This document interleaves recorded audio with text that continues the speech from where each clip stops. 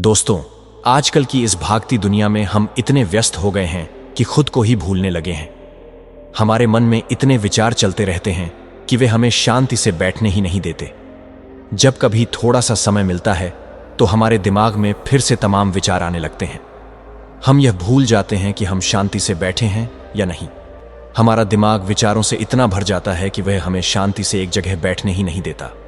तो आज के इस वीडियो में हम यह जानेंगे कि कैसे हम अपने मन के विचारों को साफ करके दिमाग को शांत रख सकते हैं। एक बार की बात है, एक गुरु और उनका शिष्य एक सुनसान जंगल से गुजर रहे थे। चलते चलते शिष्य ने गुरु से एक सवाल पूछा।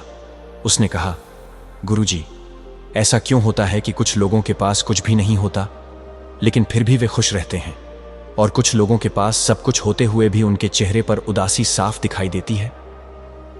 गुरु ने एक मुरझाए हुए फूल की तरफ इशारा करते हुए कहा, देखो, यह फूल अगर यह सोचे कि कल मैं मुरझा गया था या भविष्य में फिर से मुरझा जाऊंगा, तो यह कभी भी खिलकर अपनी पूरी सुंदरता नहीं दिखा पाएगा।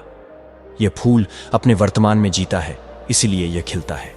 ठीक इसी तरह इंसान अक्सर अपने अतीत की यादों में खोया रहता है या भविष्य की चिंताओं में उलझा रहता है। वह भूतकाल में हुई बुरी घटनाओं को याद करके दुखी होता है या भविष्य के बारे में सोचकर चिंतित रहता है। लेकिन जीवन तो वर्तमान में होता है। अतीत और भविष्य की कल्पनाएं हमें केवल तनाव और दुख की तरफ ले जाती हैं। गुरु ने आगे समझाया, जिस तरह हम अपने शरीर की सफाई करते हैं, उसे बीमारियों से दूर रखते हैं, ठीक उसी तरह हमें अपने मन और मस्तिष्क की भी सफाई करते रहना चाहिए। मन की गंदगी को साफ करने से न केवल हमारी बुद्धि तेज होती है, बल्कि हम आनंदमय जीवन जीने का रहस्य भी समझ पाते हैं। शिष्य ने फिर सवाल किया, गुरुजी, लेकिन जिन लोगों के पास सब कुछ होता है वे दुखी क्यों रहते हैं, और जिनके पास कुछ भी नहीं होता वे खुश क्यों रहते हैं? गुरु ने मुस्कुराते हुए जवाब दिया, जो लोग सब कुछ पा लेते हैं उन्हें अक्सर यह एहसास होता है कि उन्होंने जो कुछ भी पाया है वह सब व्यर्थ है। उनके पास धन, सुख, सुविधाएं हैं, लेकिन मन की शांति नहीं है। वे अपने मन को नहीं जान पाते।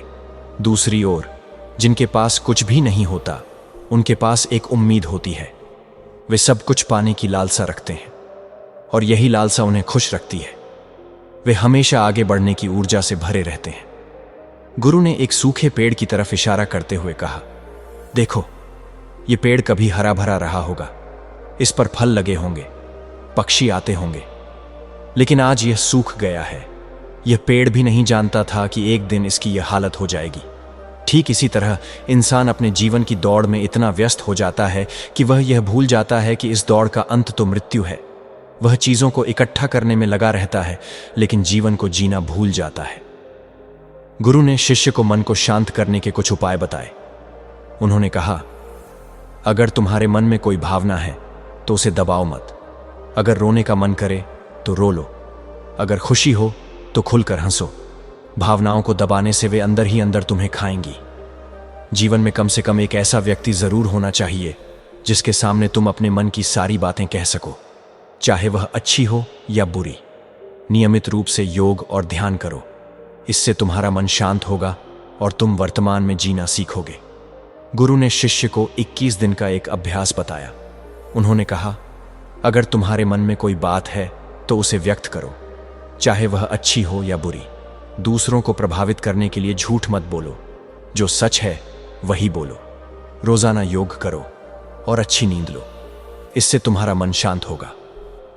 दोस्तों, इस कहानी से हमें यह सीख मिलती है कि जीवन में शांति पाने के लिए हमें अपने मन को साफ रखना चाहिए।